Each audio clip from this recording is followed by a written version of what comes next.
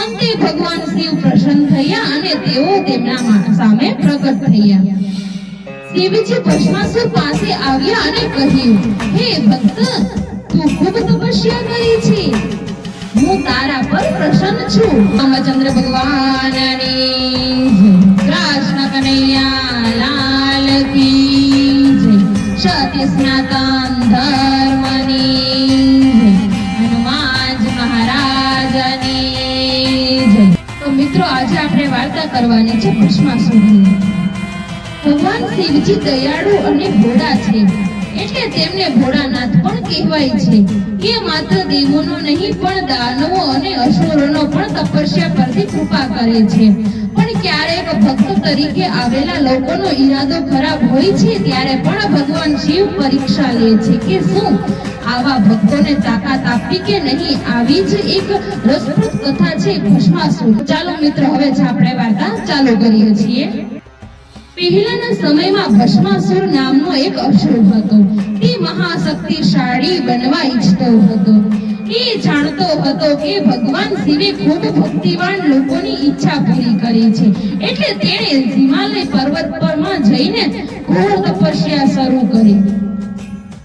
ભસ્માસુરે સંકલ્પ લીધો કે હું ભગવાન શિવને પ્રસન્ન કરીશ અને એમની પાસે એવું વરદાન માંગીશ કે જે કોઈ પણ મને હરાવી શકે નહીં.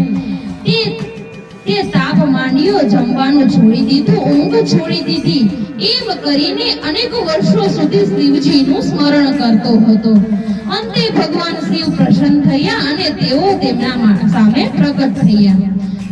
શિવજી ભસ્માસુર પાસે આવ્યા અને કહ્યું, હે ભક્ત, તું ખૂબ તપસ્યા કરી છે, હું તારા પર પ્રસન્ન છું, માંગ, જે માંગવું હોય તે માંગ.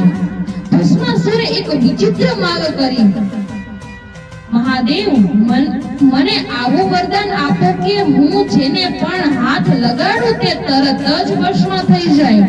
શિવજી ભોળા હતા, એમણે વિચાર્યું કે ભસ્માસુર કદાચ આ શક્તિનો સદુપયોગ કરશે. એમણે એને વરદાન આપી દીધું. તથાસ્તુ. જેમ જ ભસ્માસુરને આ શક્તિ મળી, તેમ એનું મન ઘમંડથી ભરાઈ ગયું અને લાગ્યું, હવે તો હું જગતમાં સૌથી શક્તિશાળી છું. હવે ભગવાન શિવની પણ જરૂર નથી. એમ શિવજીને અજમાવવાની કોશિશ કરી. પોતે એમના માથા પર હાથ મૂકવા દોડ્યો. ભગવાન શિવને આશ્ચર્ય થયું. તેઓ તરત જ ત્યાંથી ભાગી ગયા. ભસ્માસુર એમના પાછળ દોડતો રહ્યો.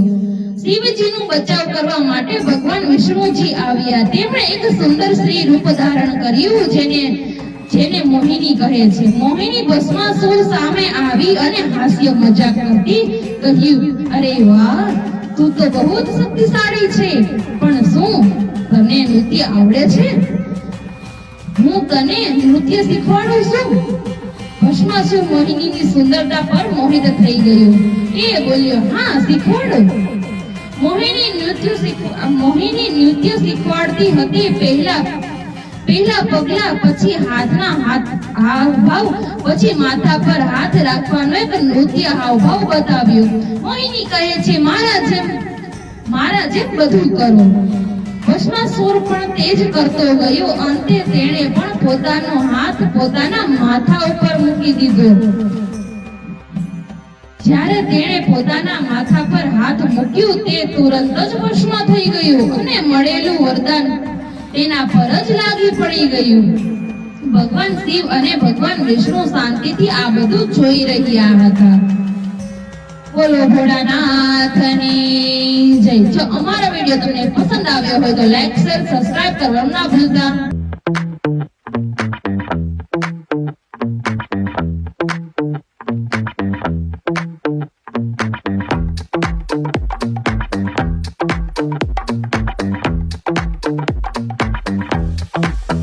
Wow!